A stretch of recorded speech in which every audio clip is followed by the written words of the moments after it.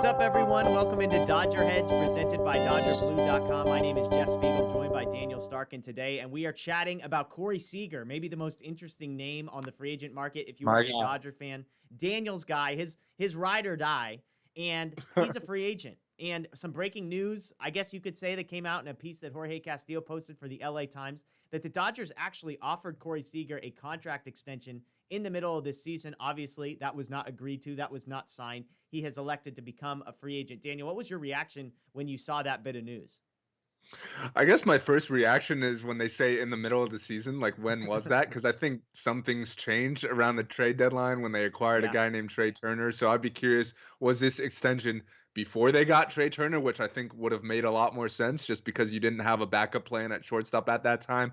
Or was this extension after they acquired Trey Turner, which I think would be kind of a lot more telling of maybe what they plan to do this winter? Because if they were offering that extension to Seager after acquiring Trey Turner, then I think, there were already kind of plans in place maybe to move him to third base. But I think that would make it more clear that they're looking to keep him now. Like, I don't think if the extension came before Trey Turner, I don't necessarily know if it would still apply. But I definitely think it's clear that Seager is going to be a priority for the Dodgers this winter.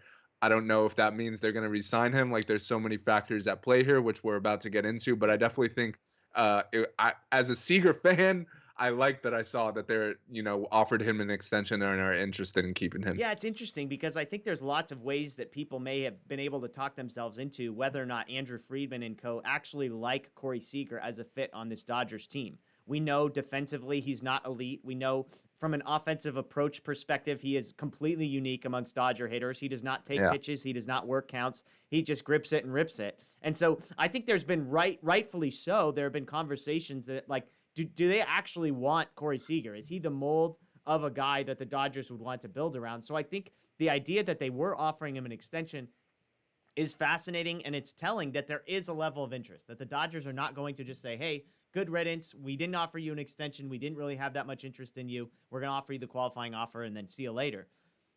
To your point, though, also, I think when this happened, now there's so many questions in my head. Like, if Corey Seager had said yes, do the Dodgers trade for Trey Turner? Was trading for Right. Trey Turner, including him in that package, was that something that they did as a response to getting a no from Corey Seager and his agent, Scott Boras? That's interesting. Do the Dodgers have interest in one of those guys more than the other? Do they have interest in signing both of them? There's so many questions that I Yeah. have.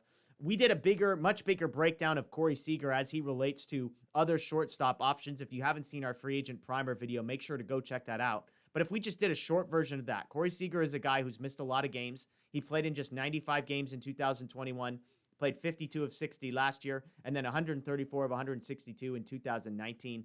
2018 was the big one. He played in just 26 games that season. If you compare him to other shortstops available, Trevor Story, Carlos Correa, etc., he has the least home runs of those guys, but other than that, basically a better offensive player than both Story and Correa, but a far worse defensive player than those two. If you compare him to Trey Turner, which we did, he is a worse offensive player than Trey Turner and a worse defensive player than Trey Turner as well.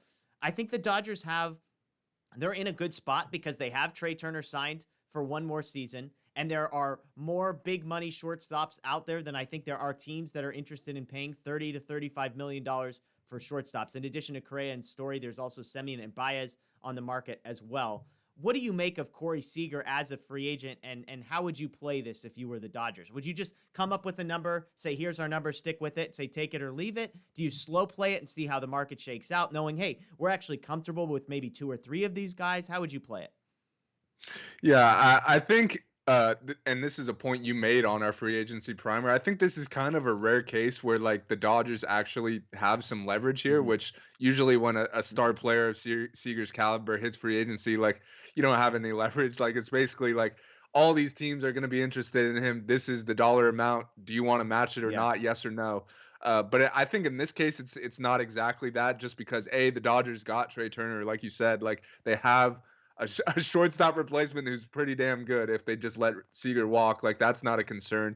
And also, like you said, with all the different options on the free agent market, like there's so many shortstops out there. There's so many good players out there that who knows? Like Seager might not get the offer he's looking for, which I think he's still going to get a lot of Yeah. offers and still going to get paid a lot of money. But it's definitely possible that like the Yankees go out and sign Correa, this team goes out and signs Story, and then next thing you know, there's really not many teams that need Yeah. shortstops or infielders out there, and Seager might have to take a little less than he was hoping. So I think the way for the Dodgers to approach it is a if you want to re-sign him, first of all, like that obviously matters here. But I'm just gonna assume they do, just because A, they offered Yeah. him the extension, and B, that report also said they do have interest in keeping him. So if that's the case, um, I think you go to him right away and give him a respectable offer. Maybe not your top offer, but definitely you don't want to lowball him Yeah. and piss him off either. But I think you go and give him a respectable offer, and you tell him that this isn't gonna be there forever. Like, Yeah. we have Trey Turner, there's other free agents out there. Like, this is the offer that's on the table now. It's not going to be there forever, and see how he responds to that. If he says, "All right, I want to go test the market, see what else I could get," then maybe you start considering, plan B options. Maybe you extend Trey Turner. Maybe you re-sign Chris Yeah. Taylor for a lot less than Seager's going to get. But I think you go to him first and see what he wants, because he also said at the end of the season when the Dodgers lost, he said he wants to come back. Like, he Yeah. made that really clear. So I think you go to him with a respectable offer and see what he says. If he doesn't respond the way you'd hope, like maybe if he says, that offer is a little low, but I want to remain with the Dodgers, then you can negotiate a little bit, maybe go a little higher. But if he says, "All right, that's a cool offer, I'm gonna go see what else is out there," Yeah. then you're not losing a whole lot, just because A, there's other options in place already, and B, there's other free agents that are probably cheaper that you could also go after. Yeah, it's so fascinating because I don't think any of us as Dodger fans have a true sense of how Corey Seager is valued in the Yeah, national landscape. Because, yes, yeah, again, you look at the numbers offensively from an OPS perspective, weighted runs created plus perspective, hard hit percentage, barrel percentage. Corey Seager is better than Carlos Correa. He is better than Trevor Story. He's better than Semien and Baez. He's better than all of these guys. But the caveat to all of that is defensively, he's worse. And the biggest elephant in the room is the health. Like, all for of these sure. guys are going to try and sign 8 to 10 year contracts. And Corey Seager unequivocally is the guy that you feel the worst about signing to an 8-year contract. Even though he's a couple years younger than Correa and a couple years younger than Story, I think you would take your chances on Trevor Story's age 36 season over Corey Seager's age 34 season. And so, as Dodger fans, we can't fathom. To us, oh, of course Corey Seager is going to get $350 million. Well, maybe. I mean, the Yankees are a team that are going to offer that to somebody. It sure seems like. Yeah. But to say that it's going to be Seager over Correa, over Story, over Semien, over Baez, over whoever else is out there is fascinating. And again, we said it multiple times. The Dodgers are in a unique spot. I think if I were Andrew Friedman, my plan would be the exact same to you. I would go to Corey Seager and I'd say, hey, we're going to offer you an 8-year contract with a $35 million AAV. So 208 years, $280 million. This contract is on the table, but it's only going to be there for a week. If you want to take it, great. If you want to play the market, that's fine. Because if you're playing the market, then we're playing the market. And that either means we're going to wait to see who the first 2 guys to sign are. And then if it's you who's third, or if it's Story who's third, then we're going to negotiate with that person. And we're going to be in a far bigger position of strength.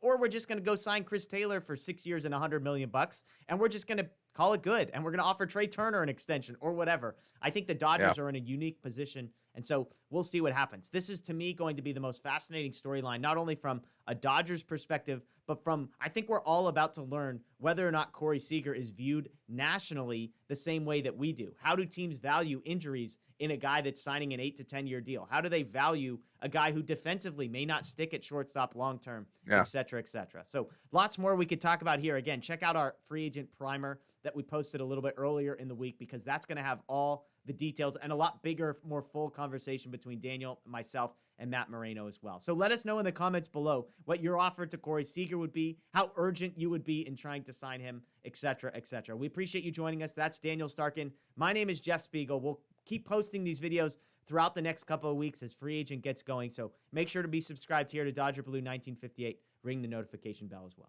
The best team holding a trophy high in the air. The Los Angeles Dodgers, champions of the baseball world.